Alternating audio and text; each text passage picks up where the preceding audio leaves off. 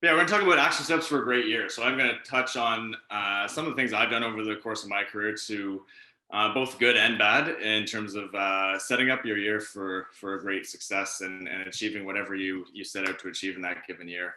I kind of started in this industry. I'm going to talk about kind of what I've done and then revert back because there was a build up to this. Some of it, screwing some things up, a lot of things getting screwed up along the way in order to get to where I am now. But we bought our first investment property in 2012. We started slow, kind of built up, and we're pretty much buying one or two a month right now, mostly multifamily properties. So we've got a little over 200 units, primarily Hamilton area. We've also bought some properties in and around the GTA and some different markets.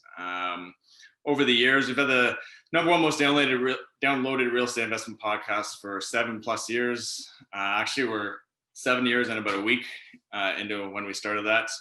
I've got over 1 million downloads. My co-partner there, Rob Brake, and I have been doing that for a long time. I've had James on for an episode, so can't remember what number that was, but we could go back and find his episode. It was great having him on. And I've interviewed people all over the country. It's all Canadian content, so it's a great resource. If you're looking for truly Canadian content, that's all we talk about is Canadian investment ideas, tips, strategies, etc. I built out a real estate team. I've sold over 300 houses just in 2020, 150 of those being investment properties, and we work with a lot of investors. So that's what our primary focus is with our real estate team. And I've also built out some other businesses, and a lot of this has happened quite fast. I'll go over kind of a little bit of a timeline on how this all kind of played out for me, just to give some perspective for you. But we've been able to build up a lot of businesses. We kind of centered it around the BRRRR strategy, if you're familiar with that. So buying, renovating, refinancing, and rental properties. So we kind of, as we were going about that, we noticed a need in our marketplace to kind of service that strategy better. And so we built up a few companies around that. So I'm co-founder of a lot of companies. My primary day-to-day activities are really focused on the realtor side of things and supporting all these businesses as well in more of like a leadership, consult, mentorship sort of role. I'm co-founder of EP Capital, which is Executive Properties Capital. I have a business partner there who really manages all of our JV partners and all of our purchases. And so I do get involved in the joint venture aspect of it quite a bit as well. We've raised, I don't even know how much money over the years, but that's pretty much been the bulk of my investing was through joint venture partners. Right down to, I think it was the very second property ever that we bought was a joint venture. And most of them have been that way throughout. We have a property management company as well in Hamilton and manage 550 plus units. My wife actually runs that day to day. We have a construction management company as well, which I have a partner in who runs the day-to-days there. So we service all of our renovations and our clients as well. We have a landscaping company that we started a couple of years ago. And I just opened a brokerage here, which is actually just north of Toronto in Vaughan. And it's Keller Williams brokerage. So we do that as well. We help a lot of realtors grow their business through that. And we have a team of realtors too, 15-ish realtors. So lots of different things going on, but all focused in the real estate world. And a lot of that's been built up in the last 8 years. Most of it really in the last 5. And it's a lot of it comes down to some of the things James has mentioned in terms of time management, delegation, getting up early. I love that. I'm up fairly early too myself, somewhere between 5:30 and 6 typically, not super early like some of my buddies I know that get up at 4. But I'm pretty comfortable getting up at 5:36 just to get an early start of the day and really get ahead of everybody else. I wasn't always good at any of this stuff back in 2008. No, I would say I was relatively eager to get something going in the business world, but also kind of peer group was probably not so much that way. And so I kind of naturally grew into what they were, which was kind of average folks, I guess I would say, and not anything too substantial in terms of motivation or business successes happening. But I used to live in Australia. I was over there when I was in my early 20s, lived there till 2010. I was a golf pro there. I was relatively good at golf, but I started teaching golf there and really didn't see a great financial future there, and ended up coming back after spending 3 years over there. Had a ton of fun out there, but came back home here to the greater Toronto area. Moved back into my home with my parents. I would have been 20 24, 25. And so moved back in there, kind of revamped things in life, and started really just taking on some side jobs. Had lots of debts, wasn't really in a great financial frame of mind, wasn't really doing much in life, to be honest. Was kind of struggling to figure out what I wanted to do, and ended up meeting my now wife at a job, one of these dead end jobs, I would call it at the time. And we started getting interested in real estate. I read Robert Kiyosaki's book, was the trigger for me, Rich Dad Poor Dad, which I'm sure a lot of you have read, and kind of got me thinking about the business world and how to make money, how to build wealth a lot differently. And so that really triggered my kind of change in focus in life and my mindsets. And so I was really grateful for that book, which is why I've just read a ton of books over the years, because I just see a lot of value in that. The one little sentence in any given book could change the course of your life dramatically. So I'm a big reader. I read about a book a week. I don't always finish them, but I at least start about a book a week. And sometimes I get through them quick, and sometimes I quit after the first couple chapters because I don't think there's going to be too much more exciting in them. But I do read quite a bit, a lot of audiobooks, and that's been a big part of my life in terms of business growth and leadership growth now, which I spend a lot of time on with all these people that we have in our businesses. My focus has transitioned a lot to leadership and helping them grow their businesses within our worlds. And so really got focused on that and personal development.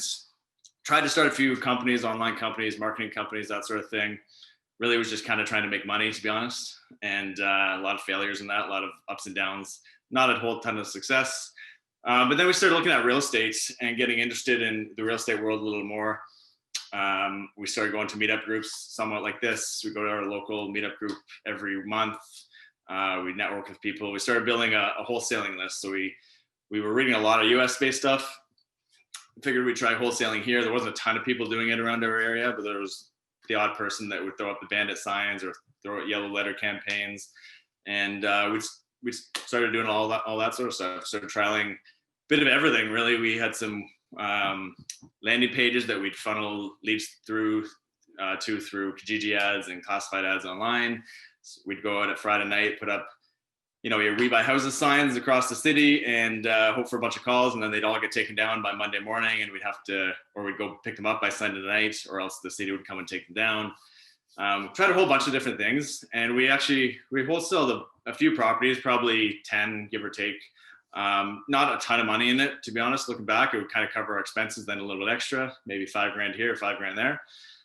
It did help us build a great list of investors, and we started getting some great networking opportunities through that. So we did build up a great network, and we did one really good deal, which was, for us at the time, was really good. It was $25,000 wholesale deal, which was crazy to think back on the pricing of that property. Definitely wish I would have just found a way to buy it. But we wholesaled it to a client, someone who's still a client of ours to this day on the realtor side of things.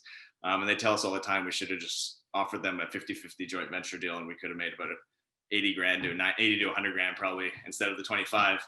So a lesson learned there was that we probably could have found a way to stay in that deal. They ended up flipping it and made like 140, 150 grand. We were okay with the 25K at the time. We took that money, we went and bought our first investment property. So it was a great opportunity from that, 5% down, which we couldn't buy today. It was a $267,000 duplex.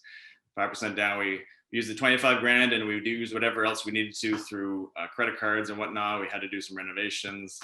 And that was also the first and last property that I actually did any sort of renovating on myself, because I learned pretty quick that my hands are way too nice and smooth to be dealing with all that stuff every day. But I also am just not that handy. So it wasn't the best use of my time. And I'm pretty happy about that, because I wasn't that skilled in it. I wasn't all that excited about it. And it also forced me to start delegating a lot more and going out and raising money. Joint venture partners is what I started doing instead, which looking back was a much better use of my time and allowed us to grow a lot faster. Going forward from there, we bought a bunch of properties over the years. I've got $5 million plus companies and 200 plus rental units. And we're buying a lot of properties. We just bought one last night, and continually buying and helping clients buy as well. So a lot of people look at all this stuff, and a lot of people say, well, you must have such a busy, crazy life. And it's a little bit busy. Spend a lot of time doing other things I like. Take most Sundays off. And my wife and I like to also travel around, do some fun things. We go on cool trips every once in a while. Once a quarter is usually our target, although we haven't been away in a little bit now. But really, I kind of changed my mindset too in like a few years ago. Really, just about making it about other people, which is why we started these other businesses. And I used to wake up in the morning and think, what can I get done today to service myself? What can I do to make my life better? And somewhere along the way there, it triggered that it's really just about helping other people do that and helping other people get what they can out of this life. And everything is going to flow back to me in that case anyways, if I help enough people get what they want. So, I like to put this slide out there because a lot of people think about money and they think about making $1 million or $100,000 a year, that sort of thing. And it's cool. It helps you. But, what if someone, I think it's a pretty powerful question. What if someone you love or your family member, etc., desperately needed $100K by the end of the week? It was life or death. Could you easily write that check? If you could you easily write $1 million check or a $5 million check? So you never know when scenarios like this are going to come up in life, and when having that nest egg or having some sort of an access to financial wealth is going to be needed, and when you could really just stroke a check and make that all go away. And it's really puts the emphasis on making more money, building more wealth. It's not always about you. It's about your next generation. It's about other people in life that you can help. And there's so much fulfillment in being able to do that, not necessarily for life and death situations, but even giving back into the world, into the community, and that sort of thing. So, it's a lot more about other people than just saying, I'm good with 5 rental properties or 1 rental property. That's great. I like to think a little bit beyond that and think about what you could do with 10 rental properties, with 20. How many other people could you help if you were able to produce that kind of wealth and that kind of income? So that's kind of what keeps me going, and why we keep, waking up every day and working hard and building these companies and buying more rental properties, building more wealth, is really because of the good they can do. And I think that's probably the most important thing for most people early on in the year, especially, when you're setting goals, setting targets for your great year and what you're going to do. Why are you really doing this, and what is the real importance and impact that you can create from it? Having money is great, but it's only great for the good that it can do. So one thing that is really powerful for me in the last few years as well was this concept of being entrepreneurial versus purposeful. And early on in my career, ups and downs in the business world, a lot of it was because I was being very entrepreneurial. And entrepreneurial is great. It can get you somewhere, but you always reach a certain ceiling. And it's really hard to create breakthroughs to where you make a huge change and a huge growth impact in your businesses. And so doing what comes naturally and never breaking through your natural ceiling of achievement, that's what I would refer to as entrepreneurial. And purposeful is being a little different. You're actually doing what comes unnaturally, and you're breaking through your natural ceiling of achievement and growing as much as you desire. And that's comes through just purposeful action, having a real game plan, having focus. And if you've ever heard of or read The One Thing, it's a great business book out there that really, it kind of echoes what James was saying too about eating that frog, doing the one thing early on in the day. What is the one thing you could do that such by doing it, everything else will become easier or unnecessary? It's a really powerful question to ask yourself, day by day, week by week, month by month. What is the one thing this year that you should be doing every day to help you achieve your goals? You talked about making 5 joint venture calls a day, setting 1 appointment for a joint venture meeting a week, doing these things. And what is the number one thing that could actually get you to achieve whatever your goals are there? Sourcing deals, hiring admin help, JV partners, building a power team. I do one thing every single day, and it's lead generation for talent. I used to lead generate 2 hours a day when I first got into the realtor business, super consistently. If I'd miss a day, I'd try my best. I wouldn't always be perfect with it, but I try my best to make it up the next day. I do 2 hours a day of lead generation activities. And it's one of the best habits I ever built out for myself, because I kept doing that for years and years and years, and consistency really builds up, and you get a lot of great things that come from it. So I started doing that once I kind of stopped doing a lot of the sales myself. I started getting into more of the talent building side of things, and starting to just make calls and look for people who might know someone that could fit into our world. And it's led to a lot of great things. I do about an hour to an hour and a half of that every day, and that's really my one thing. I do miss the odd day, but I get at least 4 days in a week of that. So that's something that you would always see in my calendar every day, and along with a whole bunch of other things. I'm a slave to my calendar as well, which is a huge part of I think being consistent and just keeping things going. Following a proven model, so finding a mentor, it's been a big part of my life as well. If you find, you have a few goals that you want to achieve this year, you really want to be around an environment where there's some mentorship happening, and you can find a person or a system out there that helps you achieve exactly what you want to achieve, because someone's done this before. Someone's done probably everything you want to achieve this year. There's someone out there that's done it, and you can be purposeful for finding those people, asking them questions, approaching them, seeing what they've done and how they can help you. Building systems, having a plan, auditing it regularly. So, kind of goes back to that proven model, finding the model, having the system around it, building the system, and then auditing it regularly for changes that might be needed. When you do this, when you have focus, when you do this consistently, you end up creating breakthroughs. And it's being purposeful. It's stopping being totally entrepreneurial all the time, but building a plan, being purposeful, breaking through that ceiling of achievement, and then continue going on from there. Building wealth, like any other thing in life, requires a plan.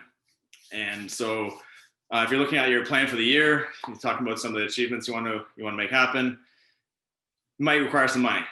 If you're looking beyond the year, it's definitely going to require some money. So, what are you doing in your life to actually focus on that, put focus on that element of things? So family budget, a lot of people don't.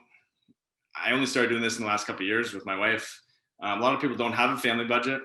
I'm not exactly a numbers person myself, and more of a big picture type of guy. I really get slowed down when I start looking at details. It's not a sweet spot for me, but we started spending about a half hour. Sometimes it's quicker than that. Sometimes it's 10, 15 minutes. Sometimes it's an hour.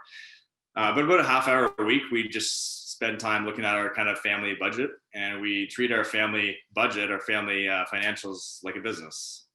We look at, where we're going for the next week, where we're going for the next month, where we're allocating funds, and we spend, like I said, 15 to 30 minutes roughly a week on that. And it's a weekly meeting. That's our one, aside from date night, that's our one kind of financial business like meeting a week. And it's pretty easy. Once we built it in, it's pretty consistent. And we do that, usually it's every Saturday mid-morning.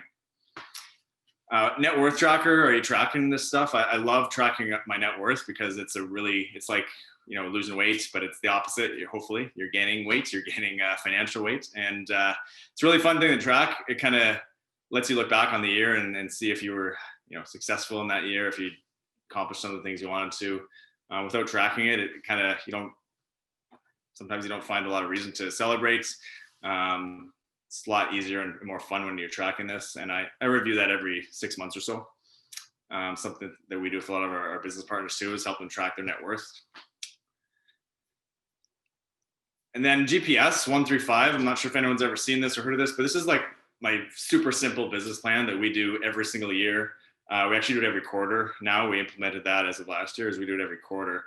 We do a yearly one and then a quarterly breakdown. And I'll go through that in a second. This is something I took from Tony Robbins, which is, I'm not a super Tony Robbins fan necessarily, like some people are, but I read a lot of his material, watch some videos, read his books. He's got a great book called Money, Master the Game. And these are the there's five steps of financial freedom. And he talks about the different levels of that. And I always think it's kind of fun to look ahead to one of these, whether you're into financial security or you're already past that, going to the next level. And I'll just touch on it quickly here. But financial security, he talks about being all life's essentials are covered through passive income. So the essential things like shelter, food, transportation, things you really, really need to get through life. That's kind of the first level of financial freedom. It's financial security. So if you're not having that covered through passive income yet, that's the first step. And so, if you're looking at your family budget week to week, month to month, year to year, what are you doing? What income properties might you need, or how many flips might you need to do in order to get the cash built up to buy the properties, to get that passive income coming through the door. And to me, that's kind of the first target, because a lot of people I find get, shiny object syndrome. You can't really tell what type of investment property you want. There's 15 different strategies that everyone's talking about. It's hard to identify the right strategy for you. But for me, it's coming down to having passive income cover my needs in life. And that first step is financial security. So how much do you need month to month, year to year, in order to actually have that happening for you? So that's the first step. You can go all the way down to financial freedom, everything in between there. Financial freedom being everything you could ever need and want in life being covered by passive income. That would include everything you could ever think of. So you can basically go through life spending, doing whatever you want. You can put yachts in there, businesses, rental, vacation homes, cars, jets, whatever you want. So there's a few steps there. I always kind of like to start with the financial security one. Most people don't have that covered yet. But looking and auditing your budget for your family and your life, what kind of money is needed for that. The way Tony talks about it is actually just using a 6 or 7% return. So how much cash do you need? Whereas a 6 or 7% return, which is something that's pretty easily found in various markets. If you had a certain amount of cash and with that 6 or 7% return on that cash would cover your your essential needs and give you financial security. It's financial vitality, independence, and freedom, and then absolute financial freedom as well. So those are some steps to look towards. Hopefully if you can get to that first step, that's a great accomplishment. Most people never get there. But that's why I like to look at investment properties, and most of our investments really is just how many more of these things do we need to achieve the next level. Go read that book if you haven't yet. Master the Game, Money Master the Game by Tony Robbins is a great one. It dives a lot deeper on all those 5 levels there. This is the GPS that we use, and we review these every quarter.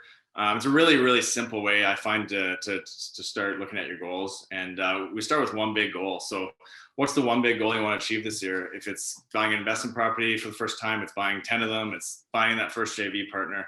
That's at the top of the list. So that's the main goal. What's the 3 priorities? So what are 3 main things that you want to focus on in order to achieve that? I like to do this by, if I was just achieving that first thing and I didn't do a great job of the other 2, that it would still help me reach that goal. So if I needed to find a joint venture partner, I'd probably put in something like priorities being meet with a lot of people. So do like 10 coffee dates a month, or go on 100 coffee dates over the course of the year, or something like that. Maybe it would be sending a certain amount of emails or making a certain amount of calls. You want to make them as much as you can SMART goals. So measurable being the big one there, really just, metrics on them. So, not just that I'm going to make calls every week, I'm going to make a certain number of calls, right? So it gives you more clarity on the amount of work that's needed there. And then 5 strategies. So you put your goal, you put 3 priorities. So if your one priority was to book 100 joint venture meetings this year, what 5 strategies are you going to do to actually book those meetings, right? So it might be making a certain amount of calls a week. It might be connecting with a certain amount of people at networking events. You could go down the list. And so once you've done all this, it's a really, really, really simplified 1-page business plan. And actually every business I've ever started, everyone I'll probably ever start in the future is built off of this strategy here. I don't make 50-page business plans, although I have done that once in life. And it was a big waste of time, to be honest. So I've started doing this model, and it's really simplified. We do this every quarter, and then we review it. And the reason we do it every quarter is because I think going for the whole year, and this is a great book if you haven't read it or heard of it, The 12 Week Year by Brian Moran, talks about the difference between going after a yearly goal versus a quarterly goal.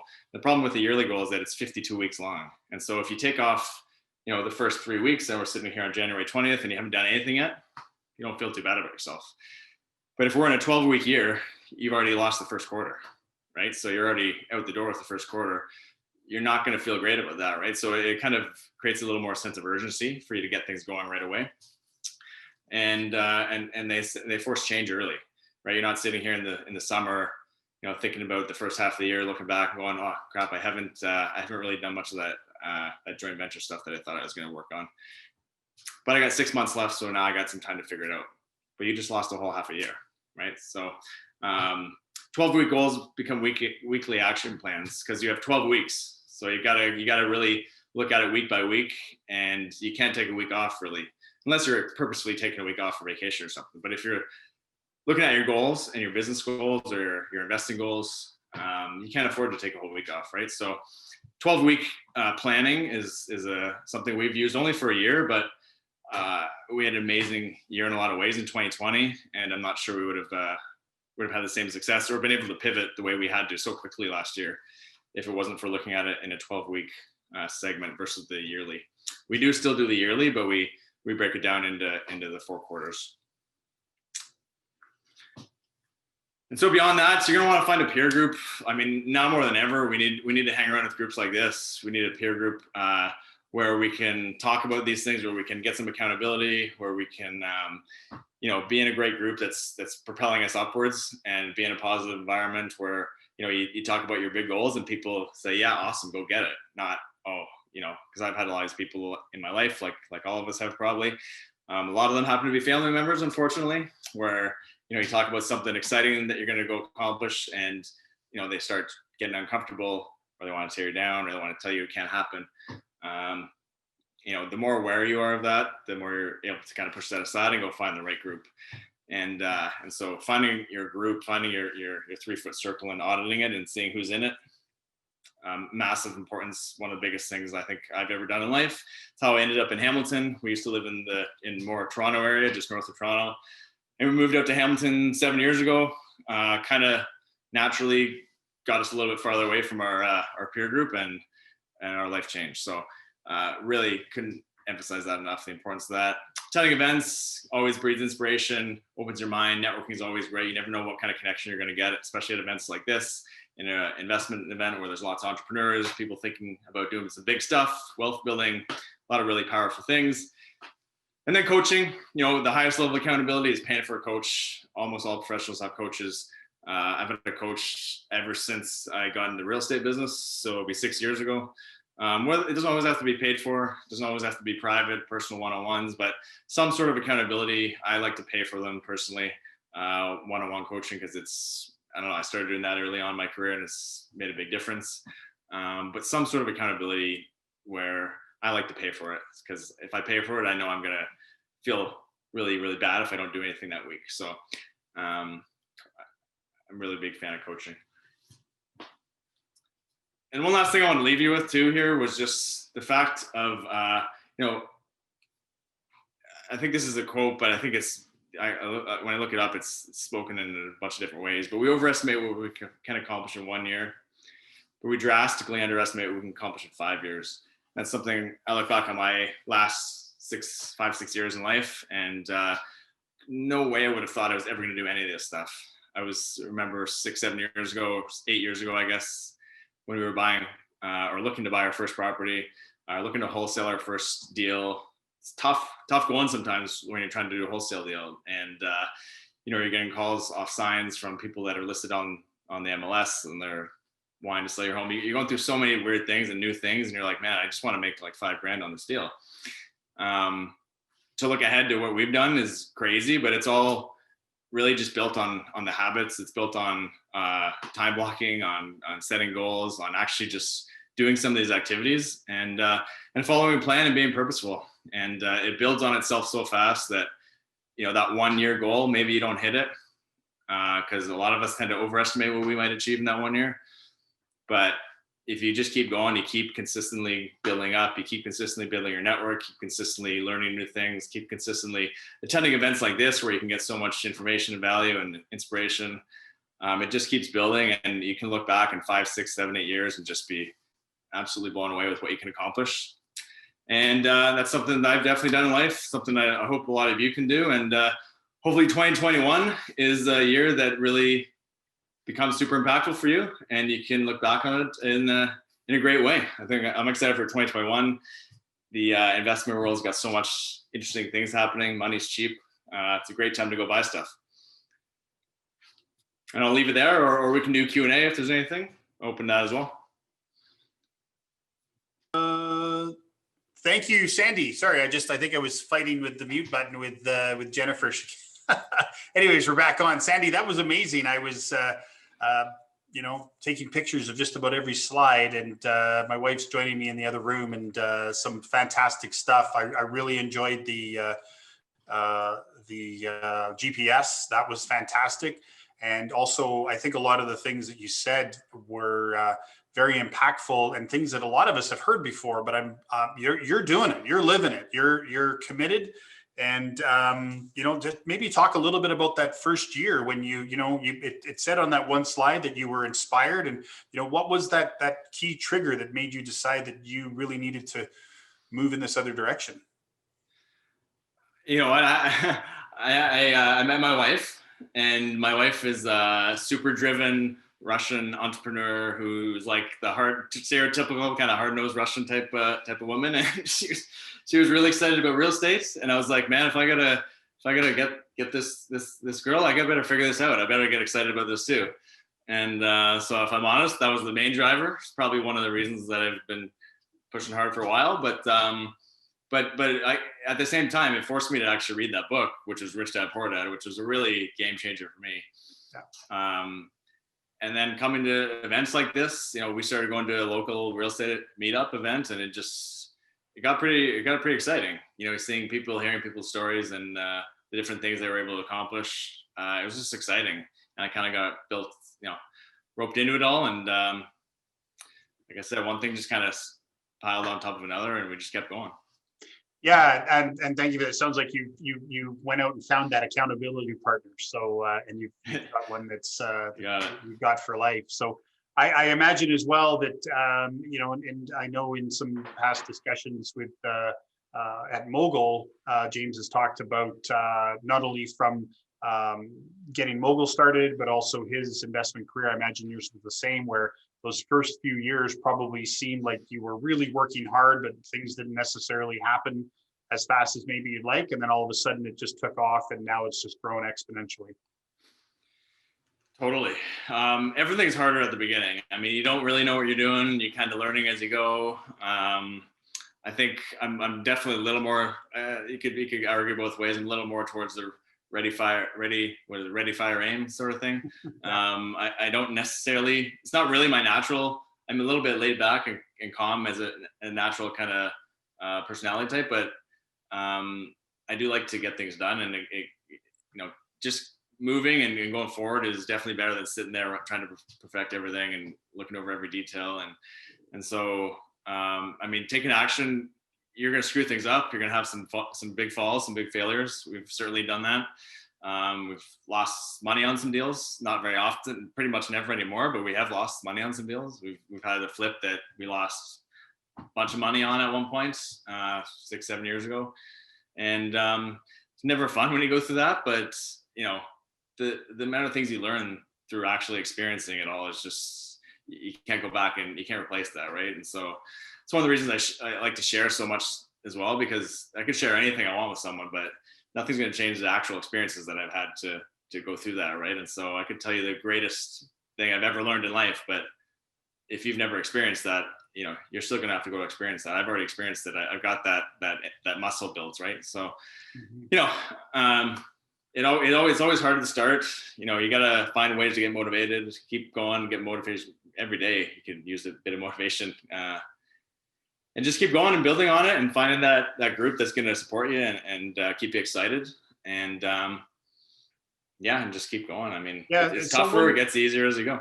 Yeah, well, and one last question for you before we wrap things up. So, a lot of people struggle with analysis paralysis. That fear of taking that significant step called action, especially if there's that concern over failure, or if you do fail. And how did you and your wife battle through that? You mentioned that you made some mistakes, you've lost some money. That can be really crippling for some people. So what pushed you to carry on and fight through those emotions?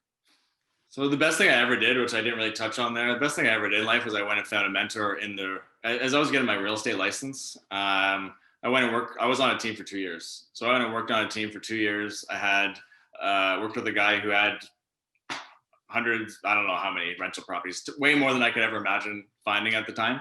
Now I probably have double what he had. I think he had 100 or so. And I couldn't imagine that at the time when we had, I think, two.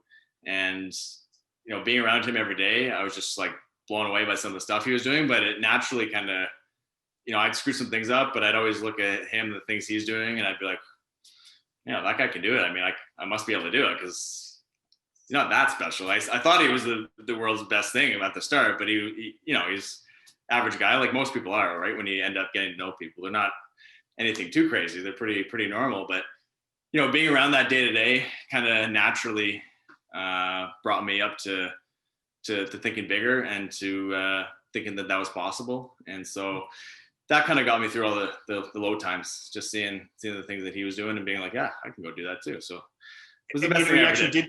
You did touch on that a bit in terms of which I loved as well, that people have been successful for centuries, and so you just have to go and find what they do. So that sounds like that was a turning point by finding somebody that you were able to basically go and mirror and say, well, I'm just going to step where he steps. It's a lot easier to go follow someone and just rinse and repeat what they're doing than try and make it up on your own, right? You can get there so much faster. It's one thing that I talk to a lot about people, I talk to people trying to join our real estate team, or we go down that discussion, and I tell them, look, you're going to gain like 10 years experience in a year with us. Probably the same with Mogul, with James, with all the stuff you guys are doing. You're going to gain so much experience in just hanging around that environment, right? And why not get that? Why not join that? Get involved in that opportunity. In the realtor side of things, it's fairly easy to get out of business with people if you really want to. So if it doesn't work out after a couple of years, it is what it is. But why not go soak it up the knowledge and really, you can just go so much faster. Yeah. Well, that's wonderful. Thank you again, Sandy. A couple things I saw it in the chat here. Thank you for sharing the GPS slide. Somebody was asking whether or not, perhaps on your website, if you had your net worth tracker and your family budget templates, and if you would be able to share those, or if there's some way we could get access to those. Yeah, I can do that. I think that probably the best way is this. I can send it out to Jennifer after this, and then we could blast it out, or you could blast it out. Does that work? Let's do that. Yeah, if you can share that with Jennifer, and then yes, Jennifer says we can do that. So we'll get everybody access to the net worth tracker and to the family budget. So I'll send the GPS thing too. It's probably useful for some. Pardon me? I got the GPS one too. We can send that out as a template. Absolutely. Yeah, 100%. And then just talk a little bit about the podcast and where people can find it. Yeah, breakthroughreipodcast.ca. We've been doing that podcast for literally 7 years. I think when we started that show, we were only doing them every month because there was nobody in Canada doing podcasts at the time. We were looking at a bunch of American stuff. What's the one? Bigger Pockets, and a couple others that we listened to, and we're like, man, someone's got to do this Canadian version. There's nobody doing it. We're like, let's try and figure it out. Spent like 2 weeks, late nights, trying to figure out how the heck to upload a podcast to iTunes. It was not as easy as it is now. There's no like done for you services, and I'm not all that technical, so it took me a long time. It took literally 2 weeks to figure it out, and like I don't know how many dozens of hours. But yeah, it's a great show. We got 140 maybe episodes. They're like an hour long, so you got 140 hours of content to get through if you want to go back a bunch of years. Can't remember the one James was on, but you'll find his somewhere in there. I'm sure it was good. And it's all over Canada. So if you're in Montreal, if you're in Vancouver, if you're in Edmonton, if you're in Toronto, there's something localized in there. So it's a great kind of database of Canadian content. Fantastic. Well, Sandy, thank you so much. It was absolutely fantastic. Really appreciate it. We also, the final slide certainly had the way to get a hold of Sandy. All of our presenters were fantastic. Thank you very much again to Sandy, also to Phil Wong. Don't forget to check out his book on Amazon. And of course, James Cannell for his time management